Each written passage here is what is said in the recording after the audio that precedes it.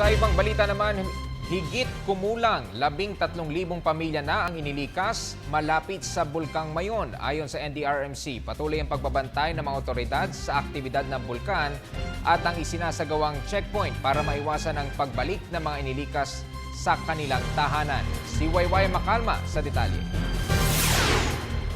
Sa kabila ng babala ng lokal na pamahalaan sa panganib na maaaring harapin ng mga residente, oras na pumutok ang Bulkan Mayon.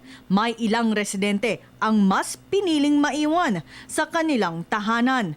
Karamihan sa mga nagpaiwan ay mga kalalakihan na nagbabantay sa kanilang tahanan at ang kanilang alagang hayop. Ayon kay Undersecretary Alexander Pama, hindi nila mapipigilan ang ilang residente na magpaiwan. Anya, naka-account naman ang lahat ng mga piniling maiwan sa kanilang mga bahay. Yung pagpalikas pala sa mga tao, that's a major effort na eh. May mga na-report na nga na mayroong mga pasaway na ayaw talagang umalis. Hindi mo rin natin masisi mga babayan natin na gano'n. But again, it's for their safety.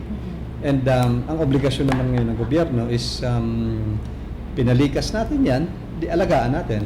Sa kabila niyan ay maraming residente din ang kusang lumikas sa 6-kilometer at extended 7 to 8-kilometer danger zone na aabot sa 65 barangay. Hanggang sa ngayon ay nagpapatuloy ang forced evacuation na ipinapatupad ng lokal na pamahalaan. May ilang sundalo naman ang naiwan sa lugar upang magsagawa ng mga checkpoint. Nang sa gayon ay maiwasan na may mga residente na bumalik sa kanilang tahanan at maging ang ilang turistang nais makapunta sa paanan ng bulkan.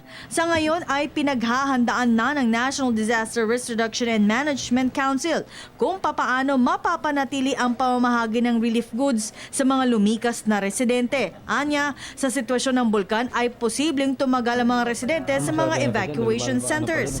Kaya naman inaalam na ng ahensya kung ano ang dapat nilang gawin upang matulungan ang lokal na pamahalaan. Level 3 na yan. Ang issue dyan, hindi natin alam kung kailan talaga puputok eh. Totoo. But in the meantime, tawag dito, nasa evacuation centers na yung mga tao. And alam naman natin kung ganun karami yan, hindi kakayanin ng local yan. So we already know, in fact, we anticipate already that we will need, definitely we're going to help the local government unit sa handling na yan. And that's one of the agenda that we will have mamaya eh. Kung anong projection, nung gano'ng katagal yan, ano yung mga pangangailangan ngayon pa lang na hindi kaya ng local government para mapunuan na namin. Para sa telebisyon ng Bayan, Waywaya Makalma.